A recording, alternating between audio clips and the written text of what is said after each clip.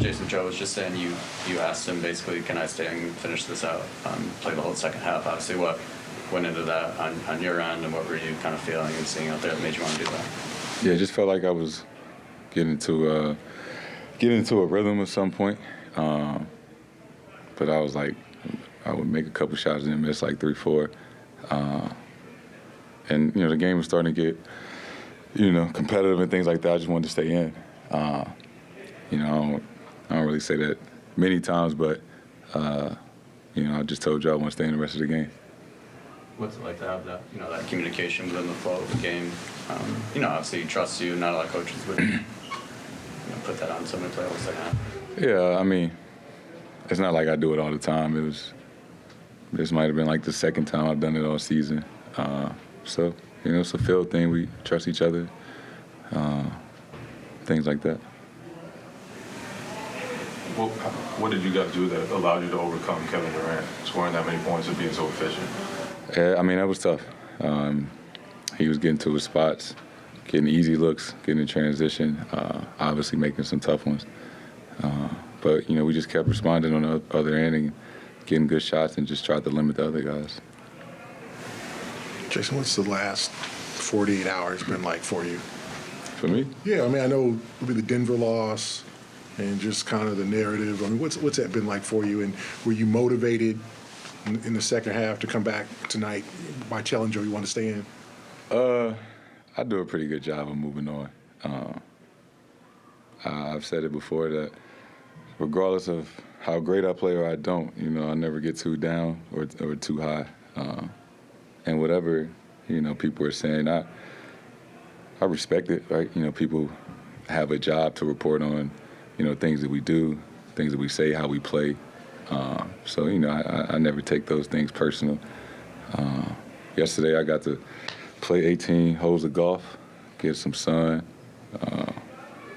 enjoy time with the guys outside, and just kind of get away from it mentally. And today we bounced back in a positive way and got a big win on the road.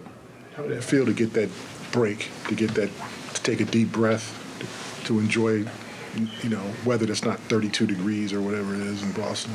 It felt great. Like you said, not many chances to play golf or be outside, really, in the wintertime in Boston. So coming out on the West Coast and having a day off in Phoenix, being in a resort on the golf course, I was really looking forward to that. And we had a lot of fun yesterday. How'd you shoot? I want some money. You want some money? That's important. What do you think's been the key? You guys haven't had a 3-game losing streak all year. The key to kind of really never having these lulls last and pushing back every single time? Just not letting it snowball effect, right? We're not perfect. We try to be. We really do try. But we make mistakes. And things like that.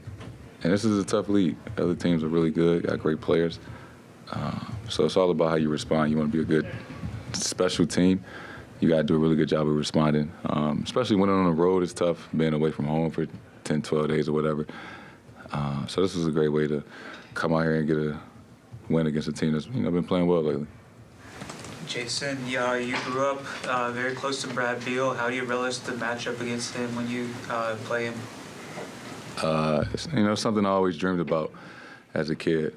Just two guys that grew up in St. Louis, grew up in the same neighborhood, same high school.